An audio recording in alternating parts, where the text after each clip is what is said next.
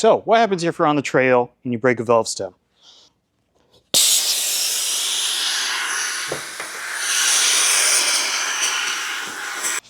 Traditionally, your tire repair kit might come with a replacement valve stem. This is all well and good, but the problem is you could only install this by totally dismounting the tire from the wheel and inserting this from the backside and pulling it up using the 4-way core tool. It doesn't do you a lot of good on the trail when you can't dismount your tire. So that's why in all of our Pro Series tire repair kits and as standalone units, you can have the rescue valve. This is a really cool, really fast repair. What you're going to do is you could use the pliers in the kit and you're just going to push whatever valve stem is left into the tire. So now you have a nice clean hole.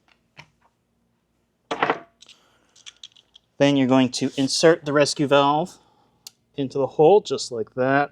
Make sure it's seated all the way. Get yourself a 12mm deep socket. Screw it on tight.